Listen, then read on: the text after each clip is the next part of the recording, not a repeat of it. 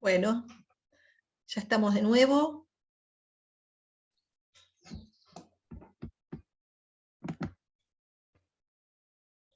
Bueno, me gustaría que conversemos un poquito de cómo lo van viendo ustedes, esto que vamos conversando, estos cambios sociales y cómo se reflejan en la escuela, en el sistema educativo.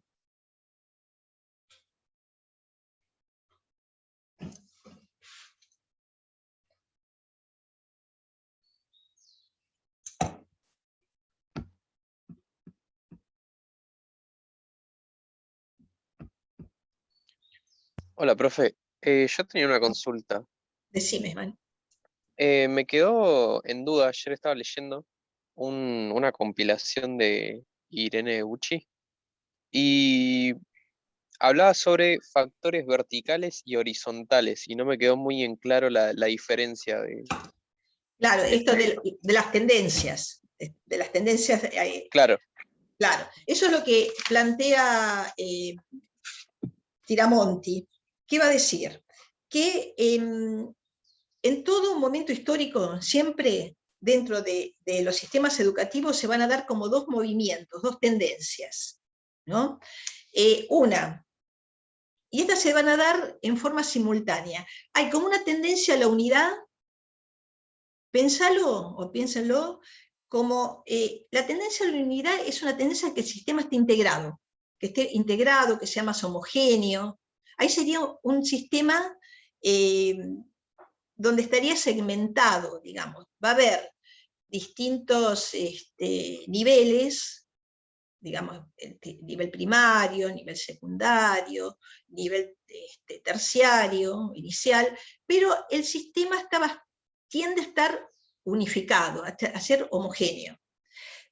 Pero también, al mismo tiempo, hay una tendencia, siempre van a jugar como estos dos movimientos, a diferenciarse. ¿Qué quiere decir esto? Que va a haber, más allá de que el sistema tienda a ser homogéneo, vamos a encontrar diferencias al interior de las escuelas. Digamos, todas las escuelas primarias no van a ser iguales, todas las escuelas secundarias no van a ser iguales. Va a haber, según el barrio en el que estén, según digamos, las características de la comunidad, van a estar diferenciadas. Eso va a suceder siempre. Estas dos tendencias, a la homogeneidad y a la diferenciación, siempre van a estar en el sistema.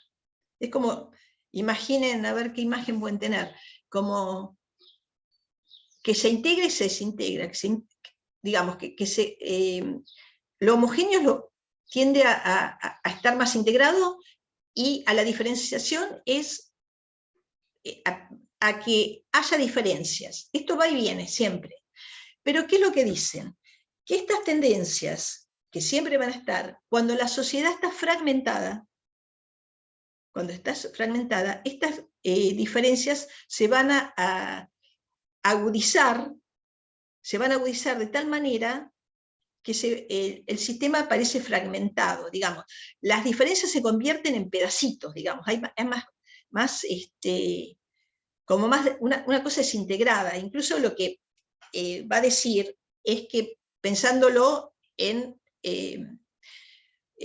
los niveles, cuando la tendencia es a la unidad, es que los niveles están articulados, digamos. Lo que pasa en inicial va a tener una articulación con primaria, y primaria va a tener una articulación con lo que pasa en secundaria. Cuando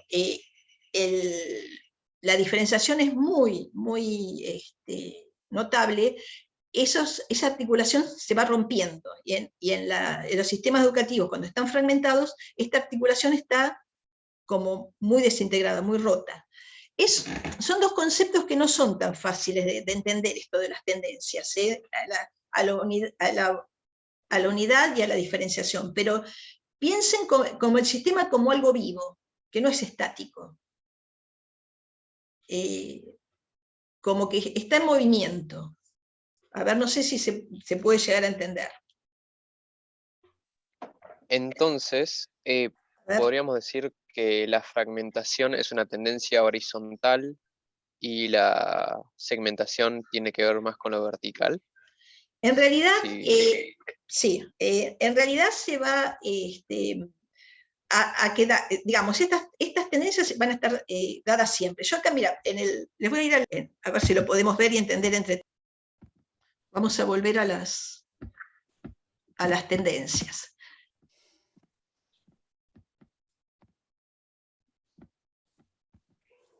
Vamos a arrancar ahí, desde la pregunta que haces, Manuel. Entonces, estas dos tendencias van a ser simultáneas, van a dar las veces. Hay que poner a compartir la pantalla. Ah, perdón, sí, cierto. No puse el compartir. Pero vuelve para atrás todo.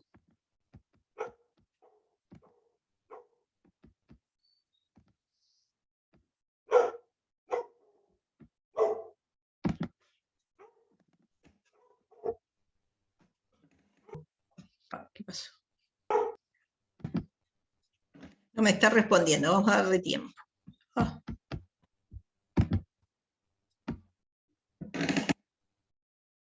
Bueno, estamos. ¿Ahora la ven, las placas, las diapositivas? Sí. Bueno, vamos a esto de las tendencias. Entonces va a decir Tiramonti que los sistemas educativos, como en las sociedades, pero ahora vamos a focalizarnos en el sistema educativo. Y cuando hablamos de sistema educativo hablamos de un conjunto de organizaciones, de instituciones, de normas que van a conformar ese sistema. La tendencia a la unidad significa que el sistema educativo va a dar una oferta que va a ser igual o que va a tender a ser igual, dar igualdad de oportunidades educativas para toda la población. Y que esa oferta educativa va a estar articulada. Esa es la tendencia a la unidad, algo más homogéneo, más integrado, más sólido. Esa es la tendencia a la unidad. Pero a la vez también se va a dar una tendencia a la diferenciación. ¿Qué significa esto? Que a pesar de que el sistema ofrece igualdad de oportunidades educativas a todos, digamos, va a ofrecer un ingreso a la educación primaria, secundaria y demás, se van a dar diferenciaciones. Vamos a tener distintas escuelas secundarias en cuanto al perfil, porque se va a ir conformando según el sector social. Entonces, era lo que hablábamos cuando mirábamos las fotos de las escuelas privadas y las públicas, digamos, que están en lugares muy pobres. A pesar de que estemos hablando de escuelas secundarias, va a haber escuelas secundarias, digamos, de distinta calidad, de distinta oferta educativa. Y esa sería la tendencia a la diferenciación. ¿Hasta ahí se entiende? A ver si no, seguimos pensándolo. Sí, todo perfecto. Bueno, esas las dos tendencias que siempre van a estar. Imaginen como, no sé, se me representa un corazón, ¿no? Que está latiendo, que se ensancha y se contrae, se ensancha, todo el tiempo está pasando esto. El sistema educativo ofrece, por un lado, igualdad de oportunidades a todos, porque todo el mundo va a poder acceder a la escuela primaria, a la secundaria, porque es gratuita, porque es obligatoria, además, pero a su vez, adentro del sistema, si vamos viendo, vamos a ver diferencias. No todas las escuelas primarias son iguales, no todas las escuelas secundarias son iguales. Algunas tienen mayores recursos, tienen mejor, digamos, hasta los perfiles docentes son distintos. Fíjense que en las escuelas privadas, por ahí las escuelas privadas eligen a sus docentes, no entran por un listado. Entonces, si no les gusta el docente, bueno, cierran el contrato y se terminó. En cambio, en las escuelas públicas hay un listado en el que no hay una selección de los docentes. Digamos, puede venir un docente súper capaz, que de hecho muchos docentes trabajan en la pública y en la privada, y la oferta que ellos intentan, digamos, en su formación es la misma, pero se va dando otro tipo de calidad educativa. Esa es la diferenciación, ¿no? La unidad es que hay primaria para todo y secundaria para todo. La diferenciación sería que en los hechos hay diferencias dentro de los mismos niveles. Hasta ahí se entiende esto de las tendencias a la unidad y a la diferenciación. Entonces, podríamos decir que la tendencia a la unidad es que, entre comillas, se asegura que todos tengan acceso a educación primaria, ¿no? Pero la tendencia a la diferenciación es la diferencia en la calidad de esa escuela primaria, ¿no? Claro, podríamos decir eso, claro, porque de hecho se va a dar, las diferencias se van a dar, porque no vas a encontrar una misma escuela primaria, aún en los sectores, digamos, en la periferia, vas a encontrar diferencias. Esa es la, no hay escuelas iguales, digamos. Y cuanto, digamos, O sea, estas tendencias igual no son, no las ejerce solamente la escuela, sino que también es parte del rol del Estado, ¿no?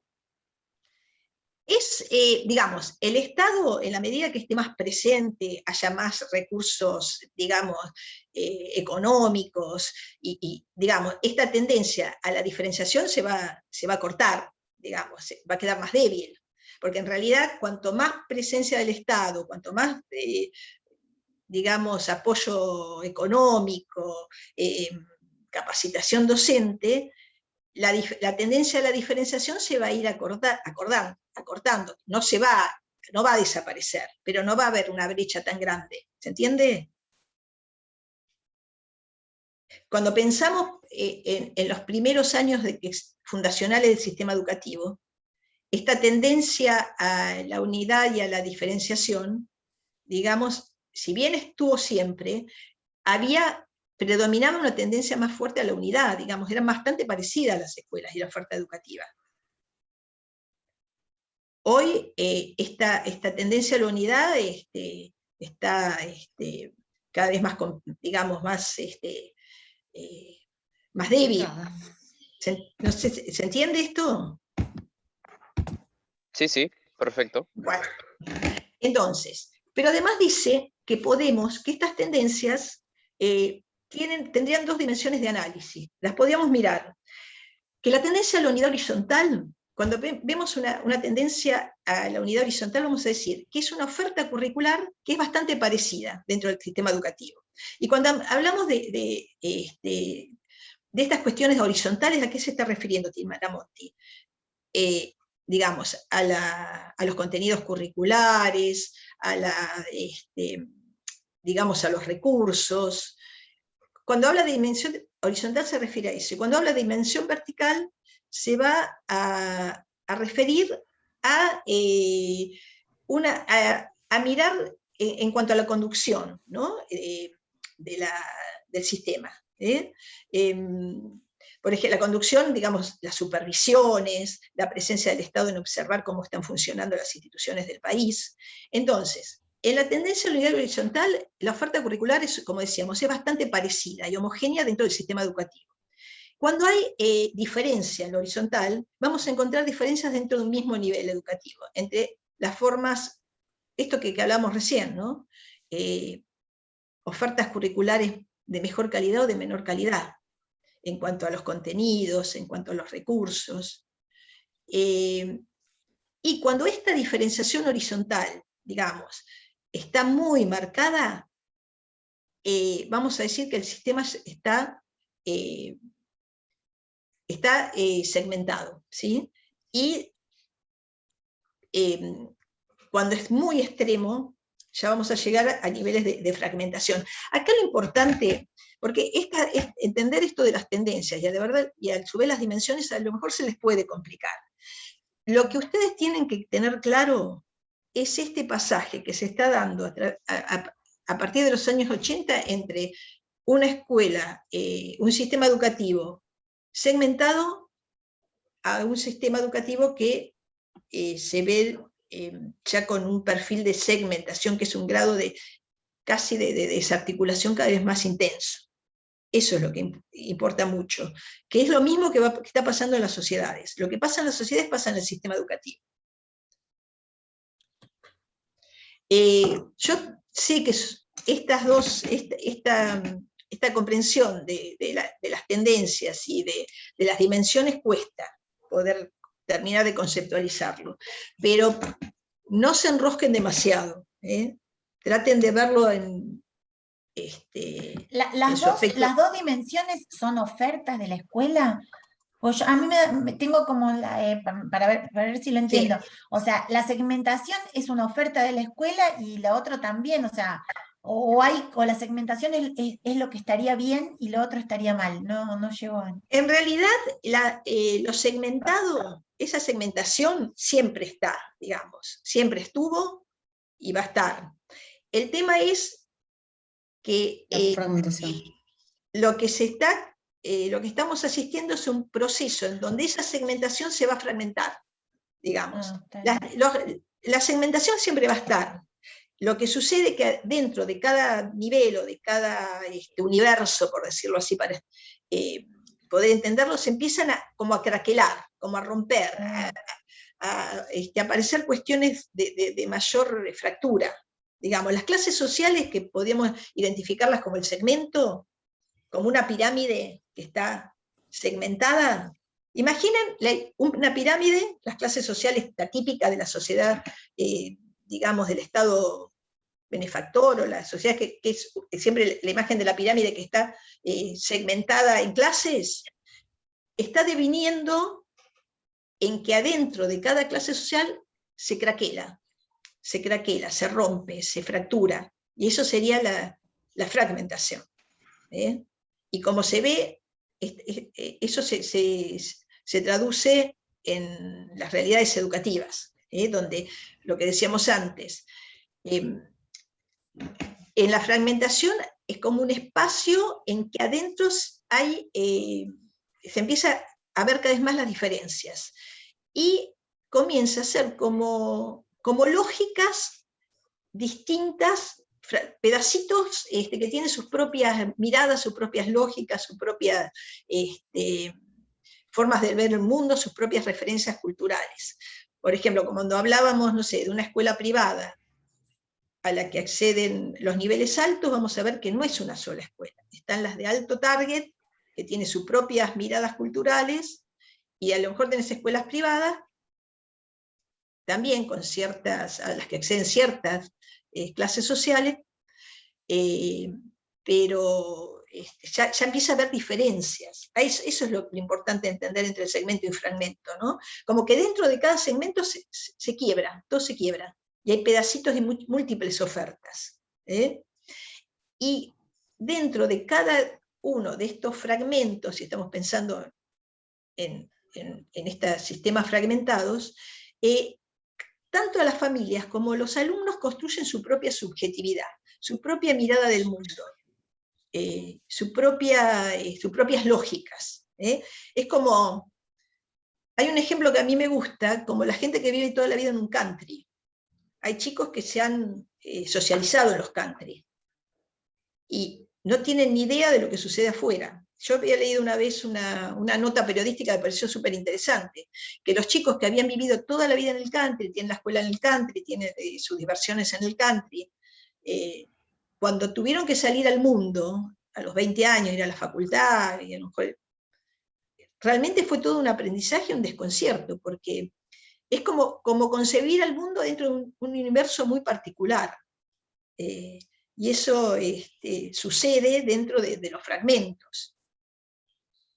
Como también le sucede a las clases sociales,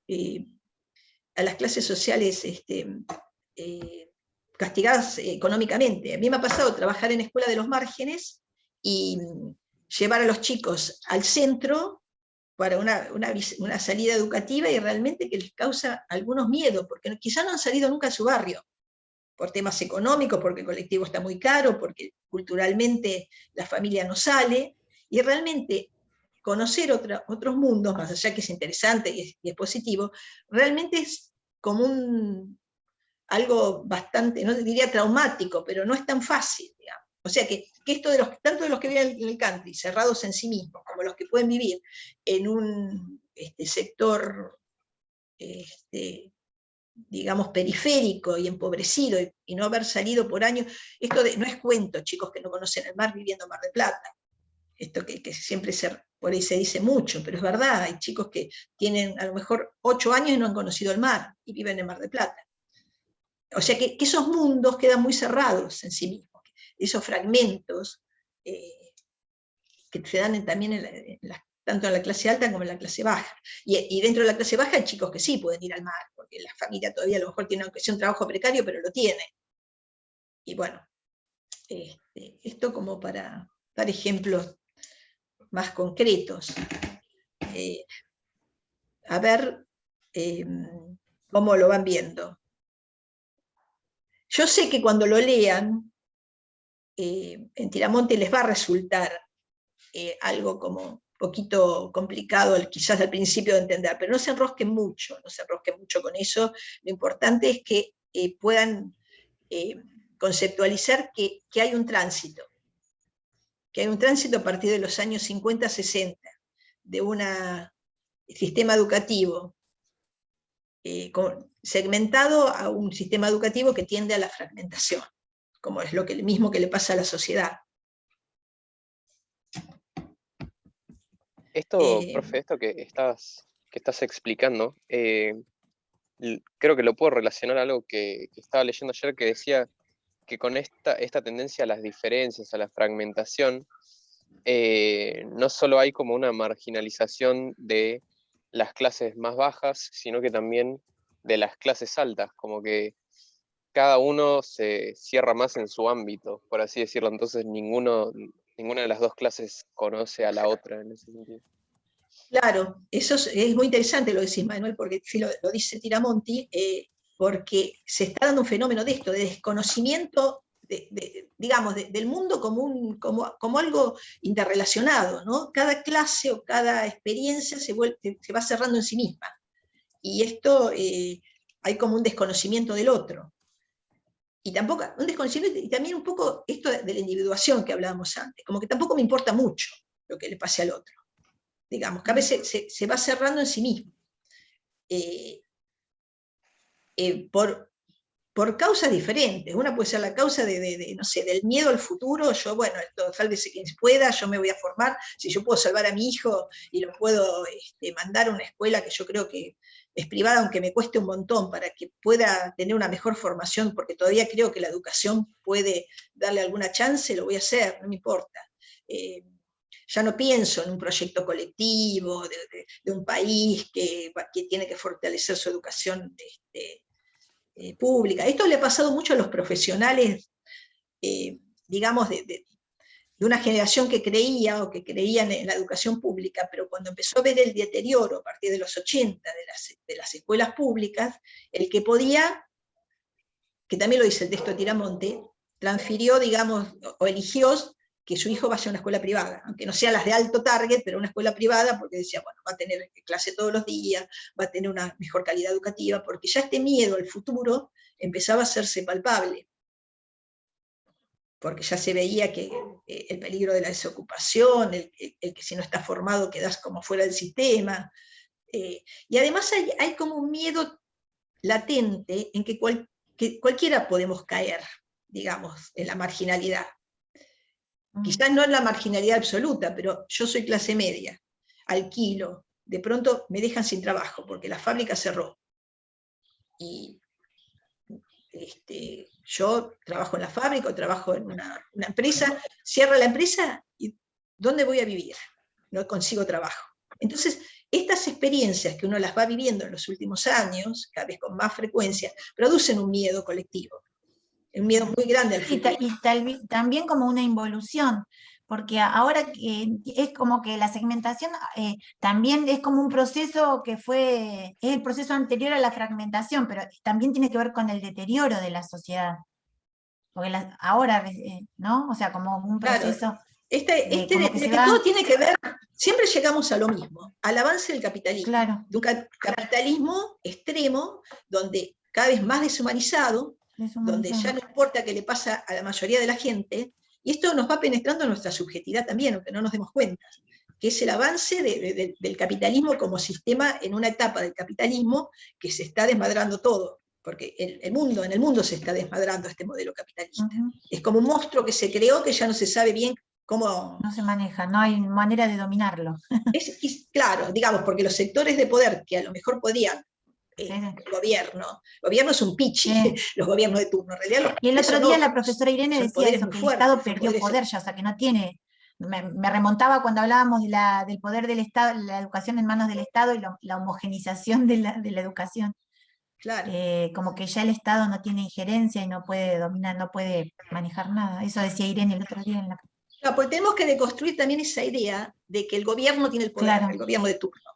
En realidad está totalmente o muy maniatado a suprapoderes, al de los naturales, los que arman las guerras, digamos, cuando pensamos en la guerra de Medio Oriente, ¿por qué le inventan las guerras en Medio Oriente? Porque ahí tienen el petróleo y ahí, digamos, los recursos naturales hoy están en disputa. Entonces, estos superpoderes superan en muchos casos a los intentos que pueden hacer los gobiernos de turno que por ahí tienen orientación más nacional y popular, por decirlo de alguna manera. Después hay otros gobiernos que se alían con los superpoderes porque les interesa hacer negocios, pero es un mundo donde hacia ese lugar vamos, que pareciera que es luchar contra, no sé, un gigante, pero bueno, las cosas están dadas así. Bueno, obviamente uno no va a bajar los brazos, siempre va a tener sus, digamos, sus intentos de cambio, de transformación, pero estas cuestiones son las que nos atraviesan la vida cotidiana aunque no nos demos cuenta,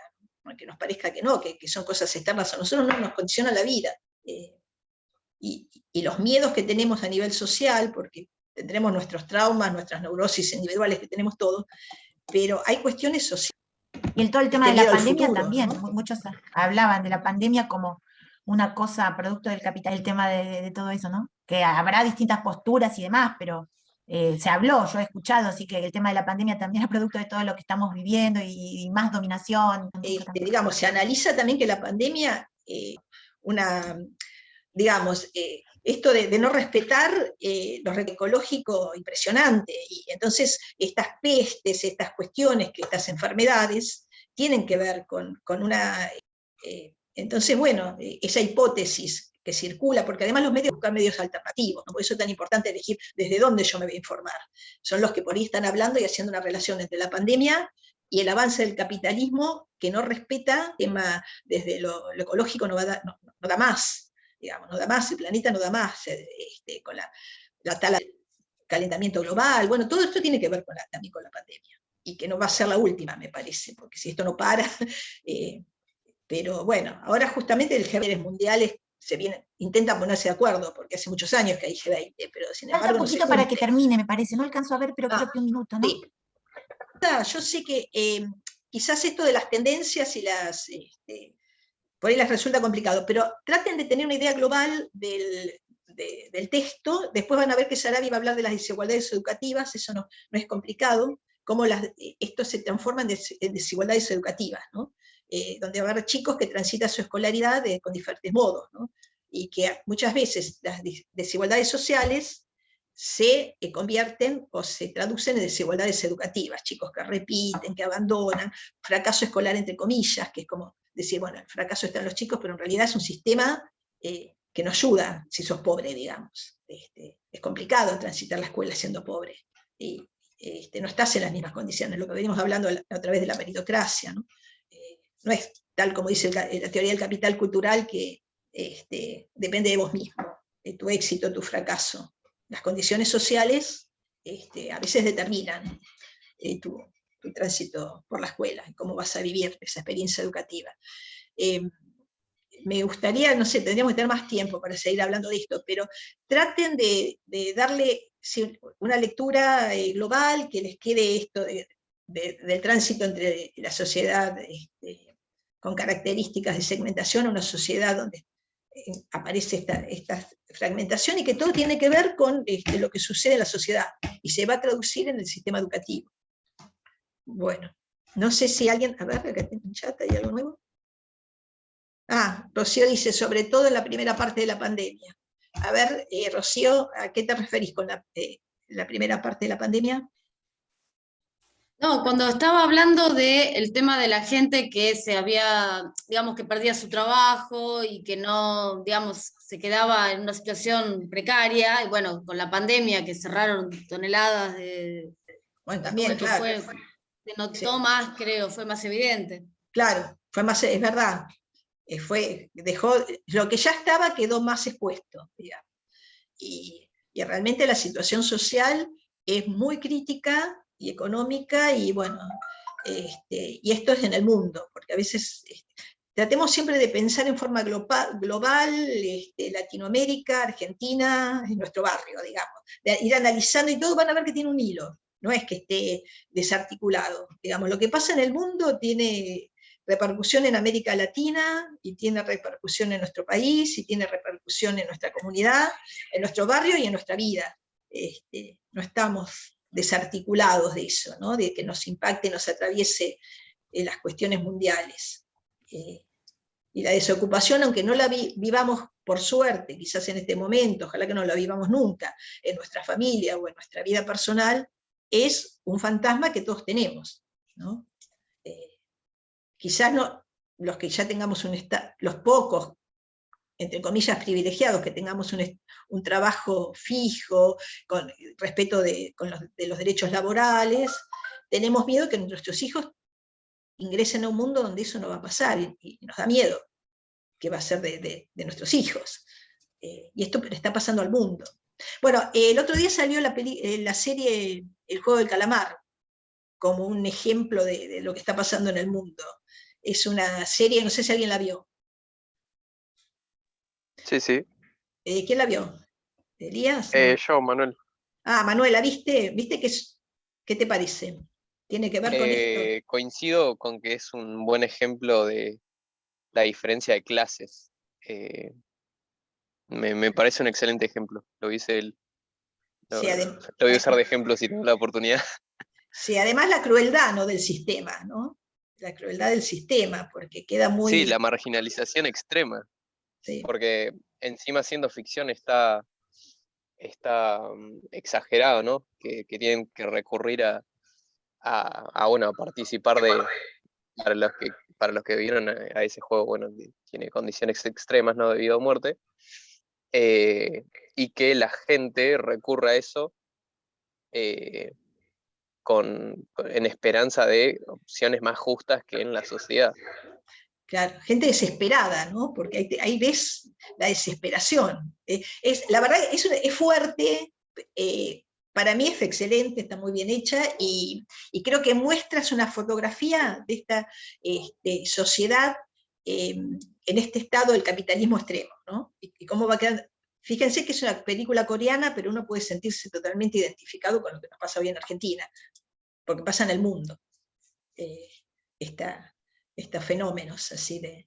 Bueno, y les digo antes que se corte que en el final de la presentación, que se las voy a dejar publicada en el foro, en la última placa van a tener un relato de una profesora de Sierra de los Padres que cuenta una experiencia educativa con una chiquita de secundaria, una chica de secundaria que de la comunidad boliviana de Sierra de los Padres, ¿no? Un poco para graficar cómo, si bien la escuela secundaria es para todos y da igualdad de oportunidades, los tránsitos por la escolaridad son diferentes, y cómo, digamos, tramita la profesora esto de la evaluación, que es todo un tema, cómo evaluar, ¿no?